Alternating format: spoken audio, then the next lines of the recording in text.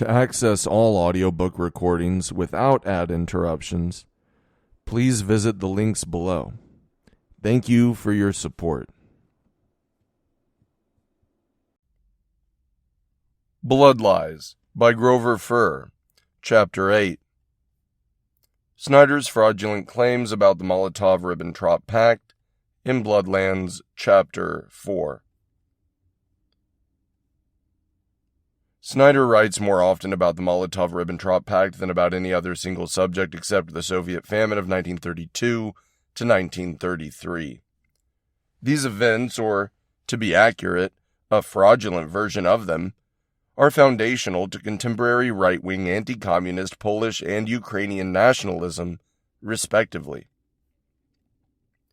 This cannot be mere coincidence.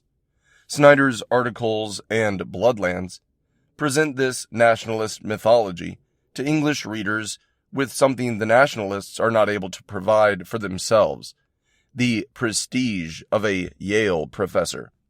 Snyder does not cite any of the primary source evidence concerning the Molotov-Ribbentrop Pact and Soviet actions in September 1939. In fact, he shows no knowledge of it at all, nor does he cite, much less refute, the accounts of Western, Soviet, or Russian historians. Perhaps this is because all except a few of the most right-wing of these scholars disagree with him completely. Joint invasion of Poland by Allies, the big lie at work. The notion that the Soviet Union and Hitler's Germany were allies from 1939 to 1941 is one of the central falsehoods in Snyder's book. This allegation is false, and there is no evidence whatever to support it, but by the principle of the big lie, a falsehood repeated over and over again as if it were simply the obvious truth may eventually be assumed to be true by those who hear or read it enough times. This is especially so if the big lie emanates from a source thought to be authoritative, such as a full professor at Yale University. Therefore, Snyder simply takes for granted, his contention that the USSR and Nazi Germany had an alliance. Snyder refers to the Molotov-Ribbentrop Pact as an alliance 15 times in this book. He calls Germany and the USSR allies 8 times. He uses the term ally with reference to Germany and the USSR 8 times. He asserts 3 times that they were allied. Snyder uses the word joint or jointly 15 times to refer to the invasion and occupation of Poland. This is the big lie at work, with a vengeance. Footnote. Chapter 6 of Adolf Hitler's Mein Kampf is the classic source for the doctrine of the big lie. End of footnote. The USSR did not invade Poland. As a practical matter, Poland as a state had ceased to exist when its government abandoned its governmental functions. It ceased to exist, in a legal sense, when its government interned itself in Romania without appointing a successor government, even one in exile. As a legal as well as a practical matter, Poland ceased to exist as a state when Germany could no longer locate the Polish government to try to open negotiations with it. On September 15, 1939, German Foreign Minister Joachim von Ribbentrop informed the Soviet Union that Poland no longer existed. This implied that Germany no longer recognized the Molotov-Ribbentrop Pact, since that was an agreement about the Polish state.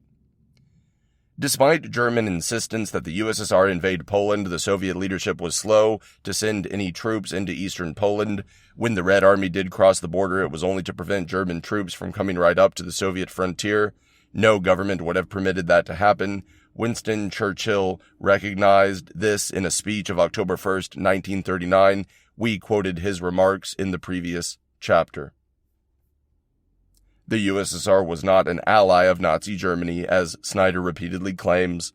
There was no alliance. The USSR declared its neutrality in the German-Polish War. This claim was accepted by all the powers at the time and by the League of Nations. That the Soviet Union was not in any way allied militarily with Hitler's Germany can be shown by the facts. A good source of these facts is the book by Russian historian Oleg Vishilov, On the Eve of June 22nd, 1941.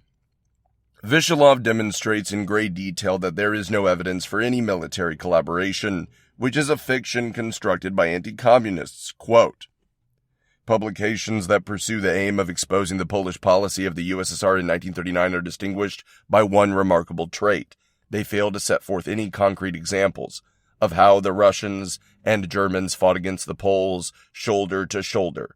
The difficulties of authors who write about the military cooperation of the USSR and Hitlerite Germany, but who fail to cite any concrete evidence of such collaboration, may be easily accounted for. There is no such evidence, and there is no place to obtain any, since the Soviet Union never intended to take part in, and never did take part in Germany's war against Poland, and the Red Army Command did not work out with the Wehrmacht Command any operational plans aimed at Poland, did not plan any military operations against the Polish army together with the German armed forces, and did not carry out any such. Germany had its war of conquest, the USSR its campaign of liberation. Their actions were not synchronized, different in character, and were directed towards the attainment of different aims. End quote. Who destroyed the Polish state? There was no joint invasion of Poland. There was no Polish government, legitimate or otherwise, after some time in the middle of September of 1939. Neither the Soviets nor even the Germans destroyed the Polish state. The Polish government did that by interning itself in Romania and leaving no government behind. The Polish government was uniquely cowardly and unprincipled. Hitler himself was ready to negotiate with the Polish government and leave a shrunken Poland in existence, but there was no government with which to negotiate. It had fled the country and deserted its people. No other government on any side of the war did this. There was no joint victory parade.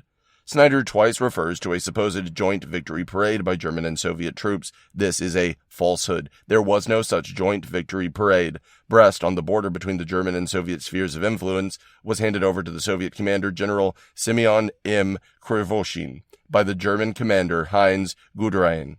Both men wrote about this event in their memoirs. Krivoshin wrote that a parade had been stipulated in the agreement between the Soviet and German commands, and therefore he was forced to agree to one, though unwillingly.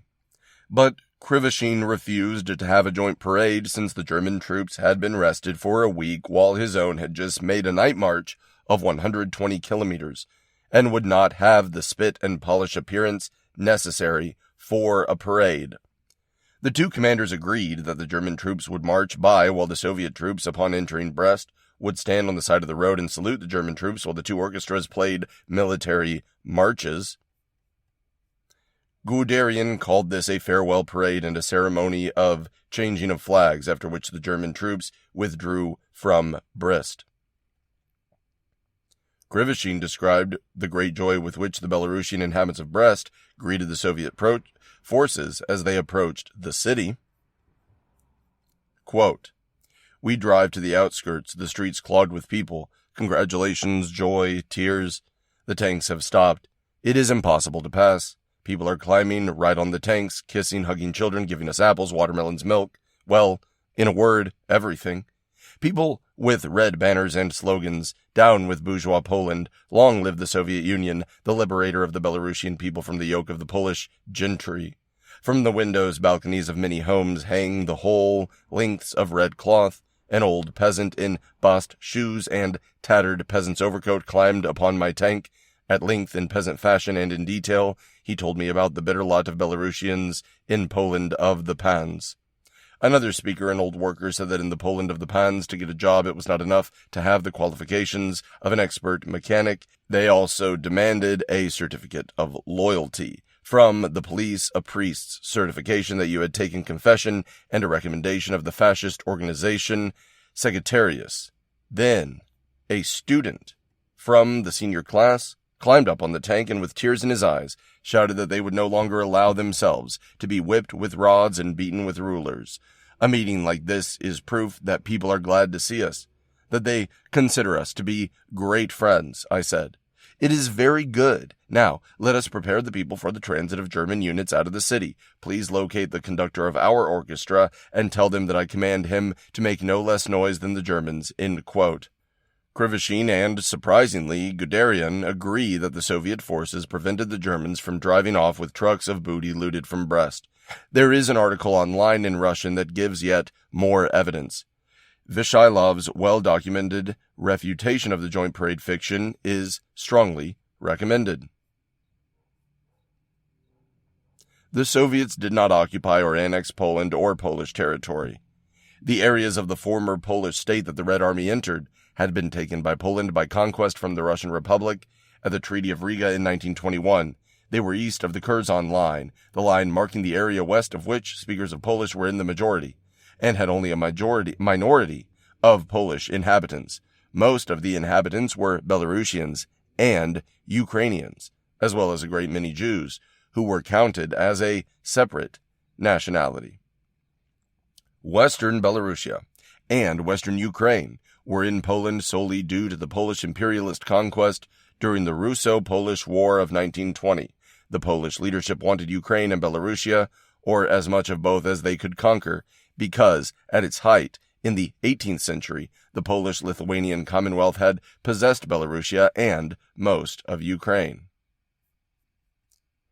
The map shows that it reached to the Black Sea. Readers should recall that in January 1939, Polish Foreign Minister Joseph Beck told German Foreign Minister Joachim von Ribbentrop that Poland still had aspirations to the Black Sea.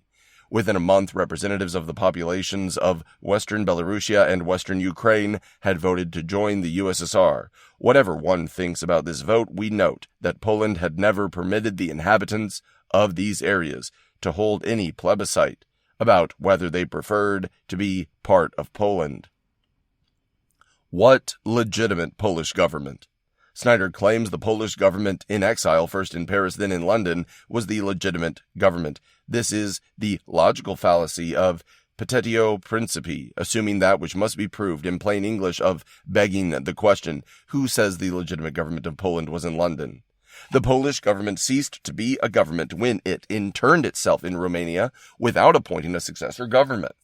Great Britain and France recognized the Polish government in exile in Paris because they were at war with Germany and that government was anti-German, but by international law, the former Polish government now in internment in Romania could not perform any political function, including appointing a successor government in Poland or in exile. And without a government, Poland was no longer a state. The USSR only recognized the Polish government in exile, which had by that time having moved to London, once Germany had invaded and the USSR was at war with Germany. The USSR withdrew its recognition of the London Polish government when that government took Hitler's side on the Katyn massacre issue, despite its formal alliance with the USSR. The USSR severed relations with the London Polish government on April 25, 1943, and then recognized another pro-Soviet Polish entity, the Union of Polish Patriots. After the war, the UPP became the basis of the pro-Soviet socialist government of Poland. Why doesn't Snyder explain this issue for his readers? That is the responsibility of an historian. Instead, he simply assumes what is to be proven, that the London-based Polish government was the legitimate one. Great Britain and the United States withdrew recognition of the London Polish government on July 6, 1945, and recognized the pro-Soviet Polish government in Warsaw. Thereafter, the self-proclaimed London-based Polish government remained in the UK, recognized by no major country. Specific falsehoods in Bloodlands, Chapter 4. On page 120, Snyder states, without explanation, Poland fought alone. Poland did indeed fight Germany alone because of the anti-communism and brinksmanship of its government. The Polish government refused any military alliance with the Soviet Union, the one force that could have had troops in Poland in time to fight the German army. The British had tried in vain to point out to the Poles the obvious, that only the Red Army could give them any real help in the event of a German invasion. The Poles were firm in rejecting any treaties with the USSR. This sealed their fate. On pages 120 to 121, Snyder outlines some German atrocities against the Poles. Snyder ignores alleged Polish atrocities against German civilians in Poland. For example, Polish nationalists have long denied the Nazi charges that Poles massacred German civilians in Bromberg when the war began. Wolodzymirz Jastrzębski, a professor at Bydgoszcz University who had specialized in studying this event, concluded in 2003 that there was no German provocation and that the German civilians were indeed massacred by Poles. On page 122, Snyder states, quote, Poland never surrendered, but hostilities came to an end on the 6th of October, 1939, end quote. Once again, Snyder fails to explain something important. Why did Poland never surrender? The answer is simple. The Polish government could not surrender because there was no Polish government. Having interned itself in Romania, it could not exercise any governmental functions, including that of surrender, ceasefire, negotiation. Because the Polish government had failed to appoint a successor government outside the country, no one else could exercise those functions either. No doubt the reason Snyder does not state why Poland never surrendered, but hostilities came to an end, is that the true explanation would expose the bankruptcy of the Polish regime. The lie the USSR entered the German-Polish War on Germany's side. Snyder states, quote, Germany had all but won the war by the time the Soviets entered it on 17 September. End quote. Page 123. This statement is false. The USSR never entered the German-Polish War at all. The USSR declared its neutrality from the very outset. This neutrality was accepted by all parties, including the UK and France, who were, in a formal sense, at war with Germany. Footnote, for the evidence, see the preceding chapter, and Furr, Did the Soviet Union, generally and specifically the section, Soviet Neutrality. End of footnote. Snyder begins to pay at least some lip service to the political reality of statelessness that the Polish government created. Quote, the Soviets claimed that their intervention was necessary because the Polish state had ceased to exist. Since Poland could no longer protect its own citizens with the argument, the Red Army had to enter the country on a peacekeeping mission. Poland's large Ukrainian and Belarusian minorities, went the Soviet propaganda, were in particular need of rescue. End quote. True enough, but Snyder does not tell his readers the evidence for and against this position, nor has he given his readers any of the explanation or context for these statements. He never explains why the Soviets claimed the Polish state had ceased to exist, i.e., what realities this claim was based on. He never outlines Polish oppression of the Belarusian and Ukrainian majorities. He fails to inform his readers about the anti-Polish uprisings that accompanied the outset of the Polish-German War. Snyder continues, quote, yet despite the rhetoric, the Soviet officers and soldiers were prepared for war and fought one. The Red Army disarmed Polish units and engaged them wherever necessary, end quote. Snyder fails to explain to his readers why the Polish army had to be disarmed. It was no longer the army of the Polish state, which had disappeared when its government interned itself in Romania without appointing a successor. But some Polish units did not know their government had abandoned them. The Polish government had not informed them, so some Polish military units did oppose the Red Army and had to be fought. Whereupon Snyder writes, quote, 500,000 men had crossed a frontier that was no longer defended to fight an enemy that was all but defeated, end quote. This is false. The Red Army did not cross the border to fight with the Poles, but to keep German troops away from its borders and to keep a fascist pro-German state, probably a Ukrainian nationalist state, from being formed there. Quotations from the relevant documents can be found in the preceding chapter and my online article. The lie that Stalin spoke of an alliance with Hitler. Snyder continues, quote, Soviet soldiers would meet German soldiers, demarcate the border, and in one instance, stage a joint victory march. Stalin spoke of an alliance with Germany cemented in blood. It was mainly the blood of Polish soldiers, more than 60,000 of whom died in combat. End quote. Page 123. This paragraph is replete with evasions and falsehoods. The Soviet Union entered Poland because not to do so would have been to allow the German army to stand on the Russian border. Since there was no government any longer that claimed sovereignty in Western Ukraine and Western Belarusia, the Soviet Union claimed sovereignty. Germany had already informed the USSR that new states, most likely a Ukrainian fascist state closely tied to Nazi Germany, would arise if the Soviets did not claim sovereignty. An essential aspect of sovereignty is the monopoly of force. The Red Army became the only legitimate military force. Since there was no Polish government anywhere, the Polish army has no legal status and was obliged to disarm. Some commanders did not know about this, and the Red Army had to engage them. Snyder writes that Stalin spoke of an alliance with Germany, cemented in blood. He gives his source for this as follows. Note 12, quotation, Weinberg, World at Arms, page 57. Snyder's statement is false. Weinberg notes that Stalin did not mention the term alliance at all. Instead, in response to von Ribbentrop's congratulations to him on his 60th birthday in December 1939, Stalin used the word friendship. Here is the full text of Stalin's reply telegram to Ribbentrop. Quote, to the German Foreign Minister, Mr. Joachim von Ribbentrop, Berlin. Thank you, Mr. Minister, for your congratulations. Friendship between the peoples of Germany and the Soviet Union, cemented by blood, has every reason to be long and strong. Joseph Stalin, end quote. Weinberg uses the word friendship, as did Stalin. This means that Snyder deliberately deceived his readers when he used the word alliance. The USSR vigorously declared its neutrality in the Polish-German War. The term cemented in blood cannot refer to fighting the Polish army. As Vishalov points out, Stalin did not speak of friendship between the German and Soviet governments, but between the German and Soviet people.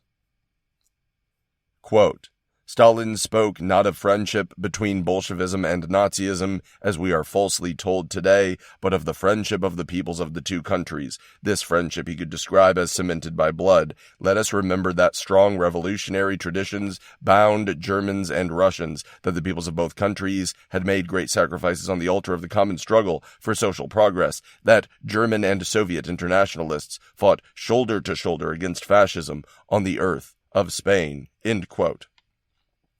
Concerning Polish POWs taken by the Red Army, Snyder writes, quote, the removal of these men, and all but one of them were men, was a kind of decapitation of Polish society. The Soviets took more than 100,000 prisoners of war, but released the men and kept only the officers. More than 2/3 of these officers came from the reserves. Like Spassky and his botanist companion, these reserve officers were educated professionals and intellectuals, not military men. Thousands of doctors, lawyers, scientists, professors, and politicians were thus removed from Poland. End quote. Page 125. Sources, note 15, page 475. Hirak estimates 125,000 prisoners of war. Victims, 179. Footnote, this is a misprint. Snyder obviously means Polish nationalist scholar Grzegorz Hryciuk. Hryciuk. End of footnote. Sincilia, 230,000 to 240,000, crime 26. The Soviets also kept about 15,000 people for hard labor in the mines and in road building, of whom some of 2,000 died in 1941 during evacuations. See Hryciuk. Victims, 180.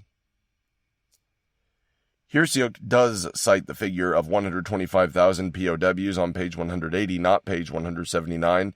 The problem with all of Hryciuk's estimates is that they come from the Polish Katyn volumes, which are based upon tendacious interpretations of Soviet archival materials. On the same page, he gives the figure of approximately 2,000 killed during the 1941 evacuations. Here, as elsewhere, Hryciuk's numbers do not add up. On page 180, he states that nearly 39,000 Polish prisoners remained in the USSR in December 1939, while on the next page, he states that in July 1941, after the alleged Katyn killings and the 2,000 supposedly killed during evacuations, there still remained 25,184 Polish prisoners in Soviet captivity. That would mean a difference of about 12,000, far fewer than the numbers of victims usually attributed to the Katyn massacres. Sincilia Crime, page 26, states that Polish historians figure about 10,000 Polish officers ended up in Soviet captivity.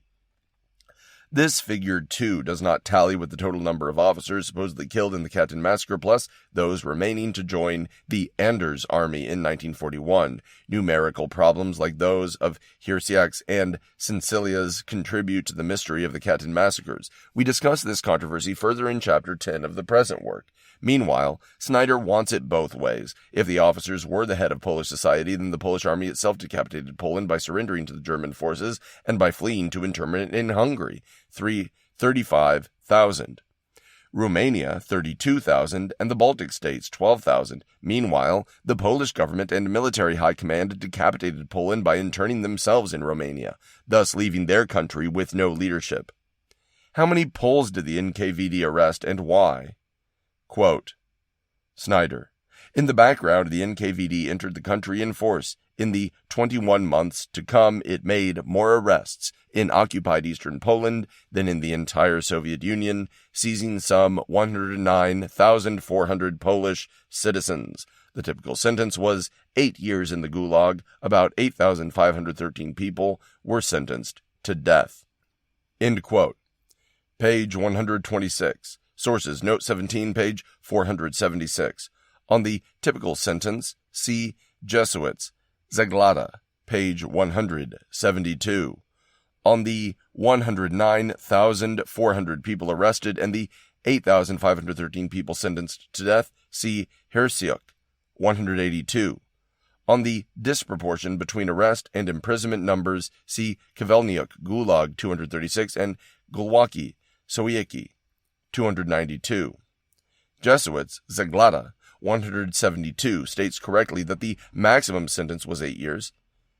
The Special Commission of the NKVD, essentially troikas operating like military courts and without appeal, was not empowered to impose sentences longer than 8 years.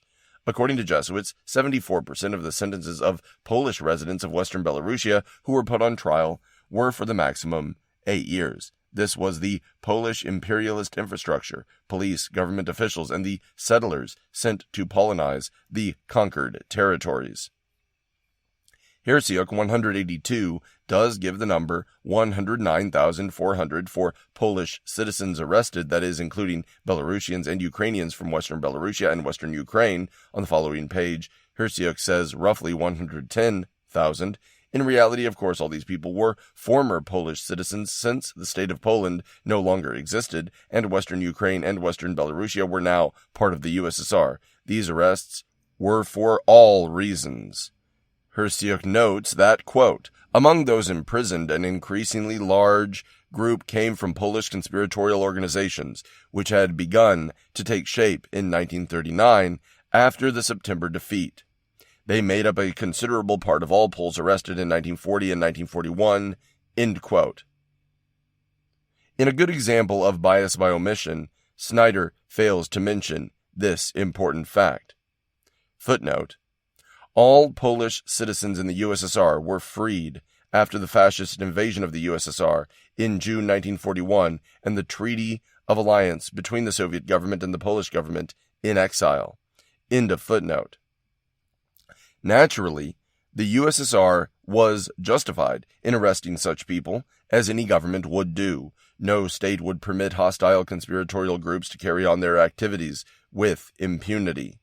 Snyder also fails to note that on page 183, Hersiuk includes 7,305 persons murdered in the Katyn massacres. That is, once again, Hersiuk rejects the numbers normally given for the Katyn killings of 14,000, 22,000, etc. Hersiuk doesn't explain this. We discuss Katyn in a later chapter. Khmelnyuk Gulag 236 says nothing at all about the disproportion between arrest and imprisonment numbers. In any case, Khmelnyuk's book is biased by many assertions that are not supported either by the documents Khmelnyuk cites or by any footnotes. Gulwaki Sowiecki 292 says nothing about any disproportionate numbers between arrest and imprisonment numbers either. The top half of the page is a list of political crimes and the sentences for them. This passage does occur. Quote, establishing a direct relationship between the amount of the punishment, i.e. sentence, and the nationality of the victims is difficult. I do not think such a link existed.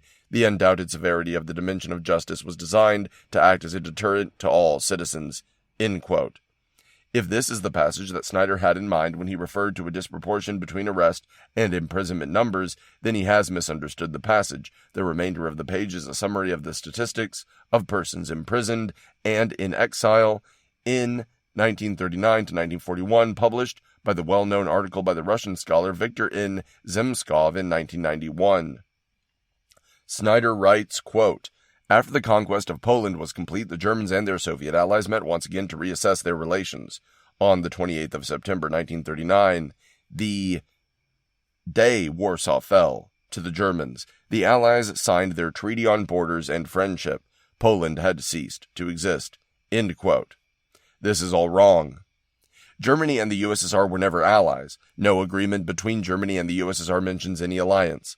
Like some other anti-communist writers, Snyder simply asserts that the Soviet Union and Hitler's Germany were allies. They do this repeatedly. Perhaps their aim is to create the impression in the readers' minds that this is common knowledge for which no evidence needs to be cited. Poland ceased to exist not on September 28, 1939, but from the time the Polish government ceased to exercise control over it. This was at the latest on September 17th, when the Polish government crossed into Romania internment.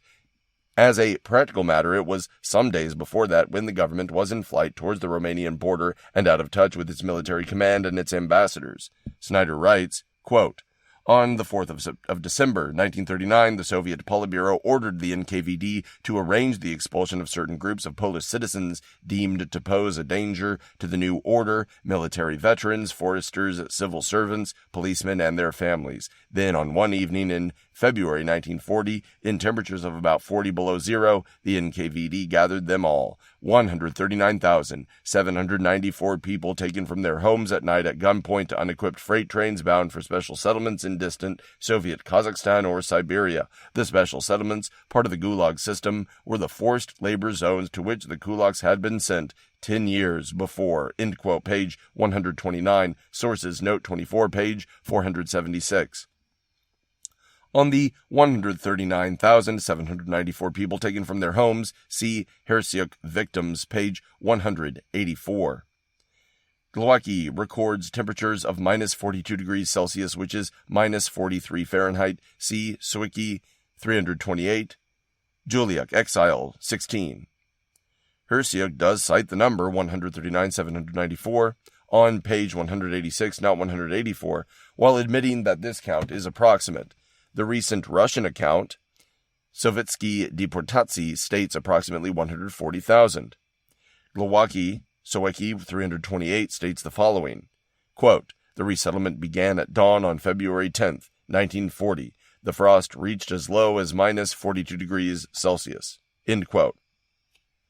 What is the evidence that the temperature at the time of deportation was minus 42 degrees Celsius, negative 44 degrees Fahrenheit? Glowacki admit that he has no definite reference, much less any evidence for this assertion. Joluk, Exile 17, whom Snyder cites here, quotes an account from one of the deportees that mentions that freezing and gloomy day on February 10th, 1940. Freezing suggests at or below 0 or 32 degrees Fahrenheit, whereas minus 40 degrees Celsius equals minus 40 degrees Fahrenheit, literally a killing temperature. It is unlikely that anyone will refer to a temperature of negative 40 C as freezing. To establish such facts is the job of historians. Snyder ignores this responsibility. It is interesting to note that Glowacki does not claim anyone died from the cold. Some surely would have if they had really been shipped off in negative 42 degrees Celsius temperatures. He states that he has taken his accounts of deportation from personal accounts. Quote, a very large body of literature, memoirs, reports, and primary source publications available today documents in detail the course of the deportations. See references. At this point, I will confine myself only to indicate the sample items. On the 40th day, Mother sent us to Siberia, Poland, and Russia, 1939 to 1942. Selection and development by J.T. Gross. I. Grunziza Gross. Introduction, J.T. Gross. Warsaw, 1990. Memories of Siberians, translated 1 through 9, Warsaw, 1989 to 1997, end quote. Though it's not our purpose here to delve deeply into this memoir literature, we note in passing that this very paragraph of Glowacki's, evidently a direct quotation from the memoir in his footnote, contains some important contextual information. For example, quote, armed NKVD officers were called to the surrounded homes or apartments of the persons proposed for exile. They were often assisted by civilians, representatives of the local authorities. And, quote, sometimes a list was handed to the owners of their property, which was to be later sold and the resulting money sent to them in exile. In fact, all the property of the exiles was supposed to be described by a recorder and put under the control of the peasant committees, end quote. The local authorities and peasant committees were made up of the local peasants, Ukrainian or Belarusians, who had been exploited by the Polish landowners, imposed upon them after the conquest of Western Ukraine and Western Belarusia by Poland in 1920. This account confirms what is well known. Those exiled were the Ostniki, in Polish Ostnicy, settlers or colonists, sent to colonize these non-Polish areas. When Poland had conquered Western Ukraine and Western Belarusia in 1920, the Polish authorities had repressed Ukrainian and Belarusian communists, and then all the non-Polish ethnics. The Soviets could hardly have tolerated the presence of the Polish imperialist administration in what was now the Ukrainian and Belarusian republics of the USSR. The term forced labor implies imprisonment. This is false. They were not imprisoned, but sent to settlements where, of course, they had to work to support themselves. Did Soviet journalists and teachers keep saying Poland will never rise again? Snyder writes, quote, as Soviet journalists kept writing and teachers kept saying Poland had fallen and would never rise again, end quote 130. If this statement were true, Soviet journalists kept writing and teachers kept saying there must be considerable written record of it. But Snyder does not give a single citation for this statement. Surely he would cite at least one if he could do so. In fact, this sounds like a quotation from one of Hitler's speeches after the conquest of Poland when he said, Poland of the Versailles Treaty will never rise again. In the following statement, Snyder tells a part of the truth, quote, when the Soviets said that they were entering eastern Poland to defend Ukrainians and Belarusians, this had at least a demographic plausibility. There were about 6 million such people in Poland, end quote. But Snyder fails to inform his readers that in western Belarusia and western Ukraine, there were more Belarusians and Ukrainians than there were Poles. Nor does Snyder mention the Curzon Line Polish imperialism, the Polish government's Polonization policy, or the official racism against non-Polish nationalities. Snyder describes the prisoner of war camps, where the Polish officers were kept as follows. Quote, the 3 camps were a sort of laboratory for observing the behavior of the Polish educated classes. Kozelski, Ostashkov, and Starobilsk became Polish in appearance. End quote. Snyder has invented the laboratory fantasy. It has no basis in reality. It sounds sinister, as though the Soviets were planning to do something to the Polish educated classes and wanted a laboratory to see how they behaved. No doubt this is the effect Snyder is trying to achieve, but what evidence is there that the Soviets used the camps for observing the behavior of the Polish educated classes? None. Moreover, Snyder does not bother to argue that these prisoners were representative of the Polish educated classes, as of course they were not. Snyder does not mention the fact that even if the Katyn smoking gun documents were genuine, there has long been serious doubt about that. They mention only 9,631 Polish officers. All the rest mentioned in these documents are civil servants, landlords, policemen, intelligence agents, military policemen, gendarmes, immigrant settlers, and prison guards, 11,000 members of the various counter-revolutionary organizations engaged in spying and sabotage, former landlords, manufacturers, former Polish officers, clerks, and refugees. This is not a sample of the Polish educated classes, yet Snyder has to claim that they were because he wishes us to believe that the Soviets were decapitating Polish society, killing off its elite, etc. The Nazis were indeed killing off the Polish elite in a special murder program called AB Action. Therefore, since Snyder wants to compare or equate the Soviets with the Nazis whenever he can, he has invented this fiction. Here, as throughout Bloodlands, Snyder is simply parroting the right-wing Polish nationalist historical line. We will discuss the Katyn massacre story and Snyder's treatment of it in Chapter 10. Snyder claims, quote, at the same time, in March 1940, NKVD chief Beria had ordered a deportation of people who had declined to accept a Soviet passport. This meant a rejection of the Soviet system and also a practical problem for Soviet bureaucrats. Polish citizens who refused to allow their identities to enter Soviet records could not be observed and punished with desirable efficiency. End quote. This is just anti-communist nonsense. The Soviets did not need a person's permission to enter their identities in Soviet records. Snyder wishes his readers to believe that the Soviets wanted to observe and punish everybody. Of course, he has no evidence to support this statement. He has invented it. Historians are not supposed to make things up.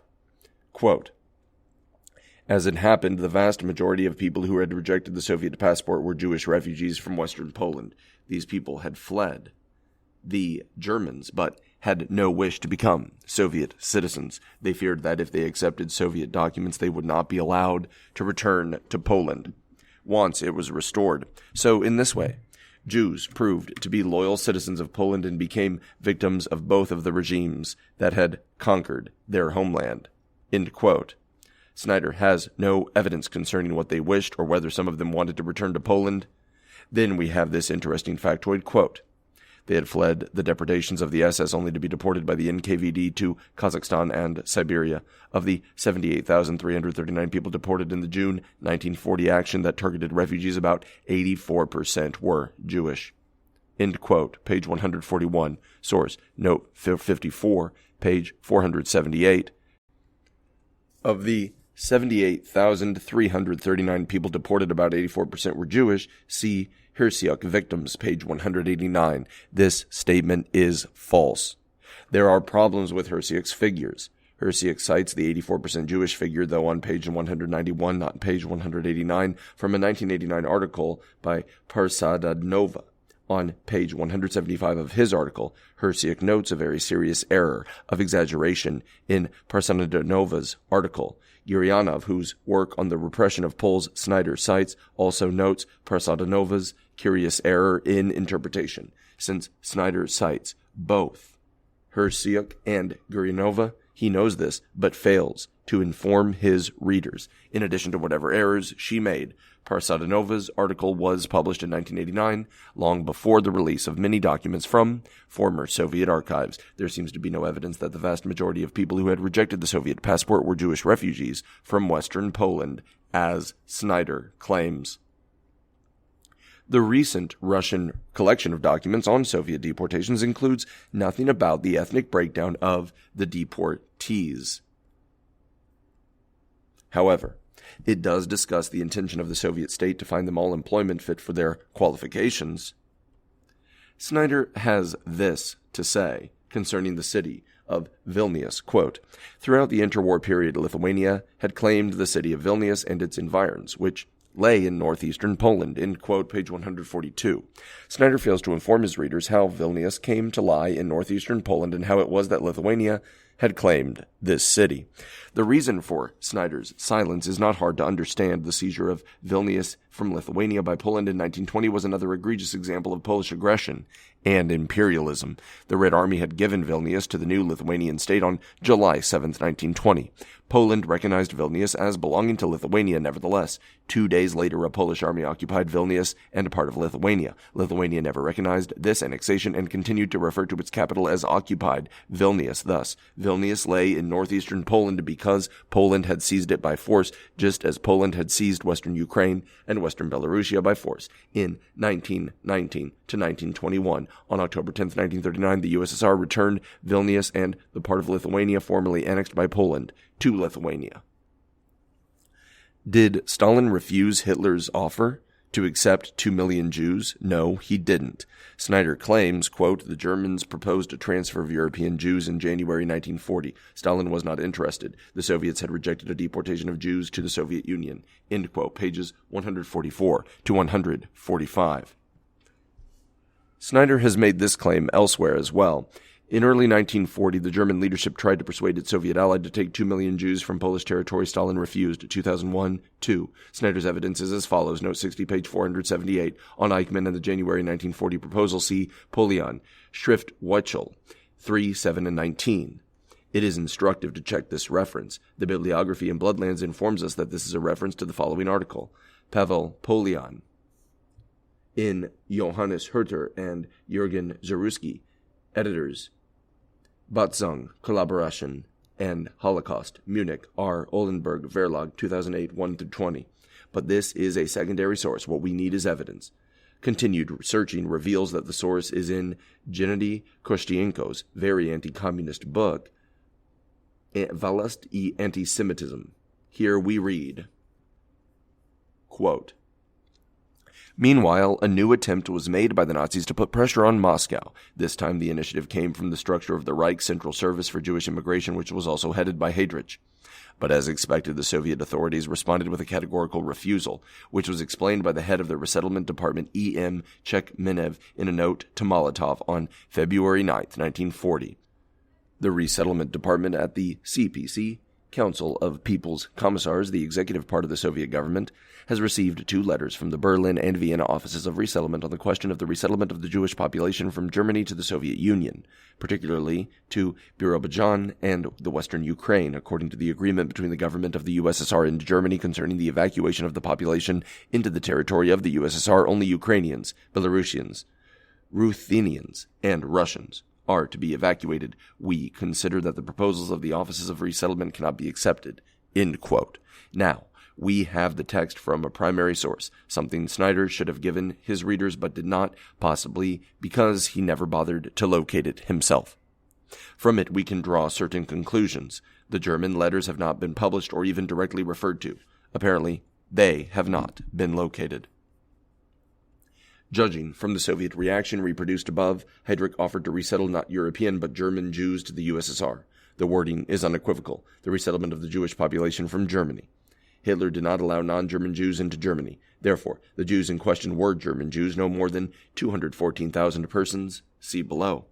These people were not volunteering to be deported to the rugged pioneer agricultural life of the Birobidzhan, the Soviet Jewish autonomous region in eastern Siberia, nor were they volunteering for western Ukraine, where they were already millions of inhabitants. They were not volunteering to be sent to the USSR at all. German Jews had applied in large numbers to be allowed to move to Western Europe and the United States, as is well known. In 1939, the United States and Canada rejected the Jewish refugees on the MS St. Louis, a trip often called the Voyage of the Damned after a book about this event. They were eventually accepted by Great Britain, France, Belgium, and the Netherlands. None of these countries was willing to accept more than 288 of them, the number accepted by Great Britain. Neither the figure 2 million nor Polish territory are mentioned in the Russian original. In fact, no number of Jews is mentioned in the Russian document. By the beginning of the war, there were only about 214,000 Jews remaining in Germany. Footnote, United States Holocaust Memorial Museum, Holocaust Encyclopedia, German Jews during the Holocaust, 1939 to 1945. End of footnote. In his 2011 article, Snyder falsely states that the Germans wanted the Soviets to take 2 million Jews from Polish territory. In Bloodlands, published the previous year, 2010, Snyder appears confused. In the passage quoted above, he mentions neither the 2 million figure nor anything about Polish territory, only a transfer of European Jews. Later, on pages 160 to 161, he again cites the 2 million figure. Snyder may have copied the error from Polian's article. Polian writes, quote, however, Chekhmanev did briefly and clearly transmit the essential content of the missing German letter. Hitler proposes that Stalin accept all the Jews who were under the German boot at that point in time, end quote. Now, it is obvious that Polian was in error. The Russian document says nothing about all the Jews who were under the German boot at that point in time. Nor is it a question of mistranslation, for the German translation quoted by Polian clearly says, the resettlement of the Jewish population from Germany, not under German control or from German-occupied territory, in other words, at most, about 214,000 unwilling persons. Once again, Snyder's claim is false. Quote, the Wunuk brothers, who hailed from a region that had once been in east-central Poland but was now quite close to the German-Soviet border, met the same fate. Boleslaw, the older brother, was a populist politician who had been elected to the Polish parliament. Jakub, the younger brother, studied pharmacology and designed gas masks. Both married in 1932 and had children. Jakub, along with the other experts from his institute, was arrested by the Soviets and killed at Katyn in April 1940. Boleslaw was arrested by the Germans in October 1939, taken to Lublin Castle in January, and executed in AB action on 29th of June 1940. He left a farewell note on a handkerchief. I die for the fatherland with a smile on my lips, but I die innocent. End quote. This book is a catalog of an exhibition. It does not document the quotations, but only makes the claim without evidence. Jakub Wunuk is number 4121 in the German list. Page 272 in the official German report. We explore the Katyn issue in Chapter 10.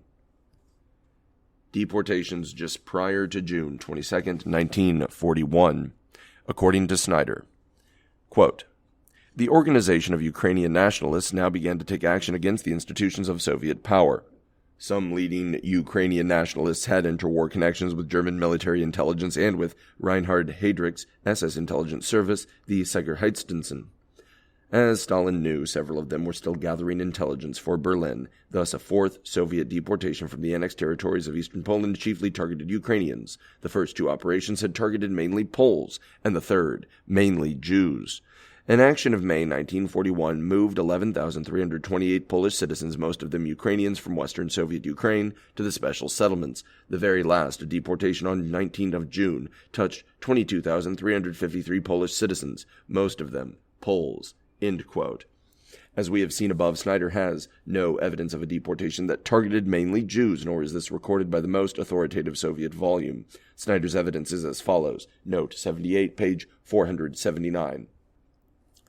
On the Ukrainians targeted, see HI 210-14-7912. These operations were part of a series of June 1941 deportation actions that were then organized throughout the newly annexed regions of the Soviet Union, from the Baltics to Romania. On the 11,328 and 22,353 Polish citizens, see Hrysiuk, victims 191, 193. See also Olaru, Semierton, Zuga. HI 210-14-7912 is an archival identifier of the Hoover Institution in Palo Alto, California. The Hoover Institution Library has informed me that this number is insufficient to identify the document in question. Moreover, no citation of this nature is of any use unless it is accompanied by source criticism. The mere fact that a piece of paper is in an archive somewhere does not make it evidence. Much less can we assume it is truthful. We need to know what the document is, when written, by whom, its relationship to the events recorded in it, etc. Snyder knows this, or ought to know it, since he is a historian. But he tells his readers nothing about any of this. The Ukrainian nationalists were fascists, like the German Nazis. They were more active in the western Ukraine than in the eastern Ukraine and the USSR. Naturally, the Soviets had to deal with them. Snyder's second source, Hrysiuk, victims 191, 193, does not mention any 11,328 Poles. He does mention 22,353 Poles from western Belarusia. These are described as family members of the Polish imperialist infrastructure, persons arrested, sentenced to death, persons in hiding, i.e. fleeing arrest, persons who had fled the country, leaders and active members of counter-revolutionary insurgent organizations, imprisoned landowners, arrested, gendarmes, and policemen, merchants, traders, repressed, Polish military officers, and former high-ranking Polish officials. Hrysiuk takes his figures from a Polish article published in 1994 and therefore written well before that year. But we cannot consider the information in this article to be accurate, as most Soviet archives now available had not been opened by 1994, and no other sources would have recorded accurate data about deportations. Snyder has to know this, or should know it, since he is a historian working in this area. But if he does, he ignores it. Olaru Semierton Yuga is a Romanian article translated into German that outlines the deportation of Romanian government and other figures from Bessarabia, which was being transferred to the USSR from Romania and renamed Moldavia. It has nothing to do with Poland at all. The recent Russian document collection, to which I have referred previously, records 21,000 counter-revolutionaries and nationalists deported from Western Belarusia, page 792, I-3, collection 5, without accompanying documents. Snyder then states, quote, Germany invaded the Soviet Union in a surprise attack on 22nd of June, and its bombers caught up with the Soviet prison trains. Almost 2,000 deportees died in the freight cars, victims of both regimes. End quote. This is a good example of Snyder's bias. Members of the Polish imperialist infrastructure were hardly victims of the Soviets by any normal meaning of the word. When the Germans killed them, they were victims only of Germany, not of the Soviets. Moreover, the Soviets were in fact moving them out of the way of the Nazi invasion that is attempting to fulfill internationally recognized obligations to care for prisoners. Quote, in the previous 2 years, the Soviets had repressed about 500,000 Polish citizens, about 315,000 deported, about 110,000 more arrested, and 30,000 executed, and about 25,000 more who died in custody. End quote. Sources, note 80, page 479. Some 292,513 Polish citizens were deported in 4 waves, along with thousands more individually or in smaller actions. See Deportations Obywatel 29, and Hrysiuk victims 175. Of the deportees, some 57.5% were counted by the Soviets as Poles, 21.9% as Jews, 10.4% as Ukrainians, and 7.6% as Belarusians. See Hrysiuk victims, page 195. For overall counts, I rely on Hrysiuk victims, 175. and Otukshewitz, Stan, 23. See also Gurnianov, Obzer, 205. A highly anti-communist historian of the Russian Memorial Society has stated that Polish historians have exaggerated the figure of roughly 300,000 Poles deported by 5 to 8 times. That is, the real figure should be in the order of 40,000. Quote, therefore, the evaluation of traditional Polish historiography from 200,000 to over 300,000 people is too high by from 5 to 8 times. It is possible that not all those expelled from these territories regarded themselves as Polish citizens, even if they were formally until September 17, 1939. For example, the family members of the Organization of Ukrainian Nationalists, which constituted, according to the reports of the UNKVD/NKVD regional settlement, the majority of exiles from the western regions of the USSR. End quote. The OUN members were pro-Nazi nationalists on whom Hitler counted heavily and who later participated in the Holocaust of Jews and immense mass murders of Poles known as the Volhynian massacres. Who was deported? The best evidence we have is the order signed by NKVD Commissar Lavrenti Beria. It specifies deportation of the following groups. 1. Members of the counter-revolutionary parties and anti-Soviet nationalist organizations. 2. Former policemen, security guards, leaders of the police and prisons and rank-and-file police. 3. Officers and jailers if there is evidence to incriminate them. 4. Landowners, large-scale merchants, factory owners, and officials of the bourgeois state apparatus. 5. Former officers and white guards equals those who had fought against the Soviets during the Civil War, including officers of the Tsarist army and the officers who had served in the territorial corps of the Red Army, formed from the units and the national armies of the former independent states of Lithuania, Latvia, and Estonia after their incorporation into the Soviet Union. 6. Criminals. 7. Prostitutes registered with the police and continuing to work as prostitutes. 8. Family members of persons enumerated in points 1 through 4. 9. Family members of participants in the counter-revolutionary nationalist organizations whose heads were sentenced to capital punishment or who went into hiding. 10.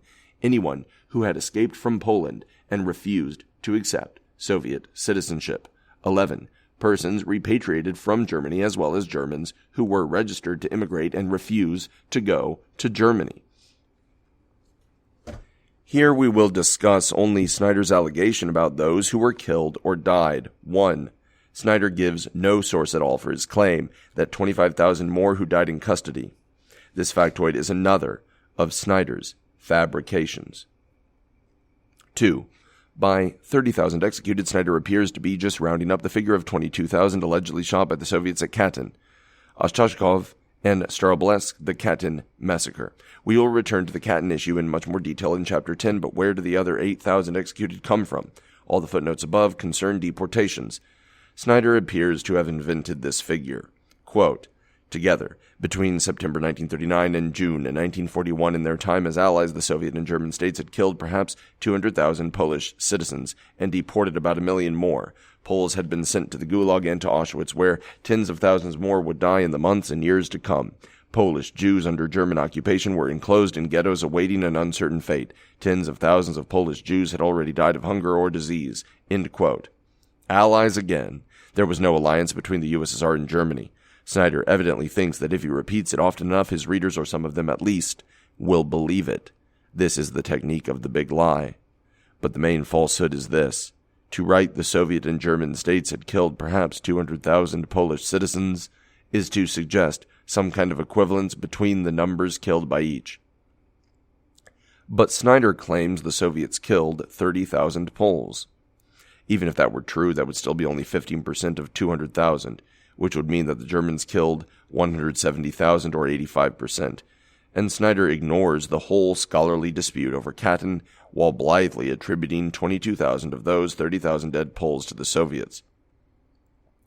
So, even with his fraudulent arithmetic, Snyder cannot really demonstrate any equivalence at all between the number of Poles killed by Germany and those killed by the Soviets. All he can do is assert that there was such an equivalence. Moreover, Snyder assumes that all of the Poles executed by the Soviets were innocent, since those killed by the Nazis certainly were. They were killed on a racial basis because the Nazis wanted to eradicate any Polish elite through mass murder. No one has ever claimed that the Soviets had any such aim. Did the Soviets aim to decapitate Polish society? No, they didn't. Snyder declares that the Nazis and the Soviets had similar, basically genocidal intentions. Quote, a particular wound was caused by the intention in both Moscow and Berlin to decapitate Polish society, to leave Poles as a malleable mass that could be ruled rather than governed. End quote. Snyder does cite some evidence that this was the Nazis' intention. Hans Frank, citing Hitler, defined his job as the elimination of Poland's leadership elements. But what is his evidence that the Soviets intended anything of the kind? Quote, NKVD officers took their assignment to a logical extreme by consulting a Polish who's who in order to define their targets. End quote. A who's who, so what? You may ask. Here is Snyder's exegesis. Quote, this was an attack on the very concept of modernity, or indeed the social embodiment of enlightenment in this part of the world. In Eastern Europe, the pride of societies was the intelligentsia, the educated class, who saw themselves as leading the nation, especially during periods of statelessness and hardship, and preserving national culture in their writing, speech, and behavior. The German language has the same word with the same meaning. Hitler ordered quite precisely the extermination of the Polish intelligentsia. The chief interrogator at Kolzek's had spoken of a divergent philosophy. One of the German interrogators in the AB action had ordered an old man to be killed for exhibiting a Polish way of thinking. It was the intelligentsia who was thought to embody this civilization and to manifest this special way of thinking. End quote. So, by consulting a who's who, the Soviets were attacking the social embodiment of the Enlightenment, the very concept of modernity, or so Snyder claims. How terrible, just as though the Soviets were promoting the geocentric theory of the universe or the burning of witches. But what is Snyder's evidence? He cites the following. Note 85, page 479. On Frank, see Longerich, Unwritten Order, page 47. On the NKVD, see Kolakowski. NKWD 74. On Hitler, see Mankowski. Osorden Licha. 7. Compare Alley Architects, 151. Of these works, only Kolakowski in KWD is about the Soviets. The other books are about the Germans. Checking Kolakowski, we see that once again, Snyder has fabricated this fact, invented it. Kolakowski, in KVD, page 74. Quote, these data support the view of directing the first wave of repression in the northeast of the Second Republic mainly against representatives of the Polish society. These include real and suspected opponents of the communist system from all social strata. Lists of people prepared for detainment were prepared using local informants and documents seized from Polish archives offices and businesses and confiscated his review of residences. For these purposes, they used books and studies containing the names of those who fought for the boundaries of the Second Republic in 1918 to 1921. Such releases included the Book of Bolesław Wologoria, The Battle of Radzymin, a battle in the Polish-Soviet War, August 12 through 15, 1920, or the work edited by Stanislaw Loza, Do You Know Who This Is?, published in Warsaw in 1938 as a Polish Who's Who. End quote. Kolakowski makes it clear that the two books he cites were used by the Soviets to identify the names of those who fought for the boundaries of the Second Republic in 1918 to 1921. Snyder's own source contradicts Snyder's statements that the Soviets aimed repression at the leadership elements of Polish society. The Soviets had no aim to decapitate Polish society or to target the intelligentsia. They aimed to remove the structures of Polish imperialism that had been responsible for the racist oppression of Belarusians, Ukrainians, and Jews in western Belarusia and western Ukraine. Moreover, Kolakowski says that real and suspected opponents of the communist system from all social strata were targeted. Kolakowski does not even mention the intelligentsia, much less does he claim that the Soviets targeted it. So this is yet another attempt by Snyder to associate the Soviets with the Nazis, and again, Snyder has to flagrantly abuse his sources in order to do it. End of Chapter 8.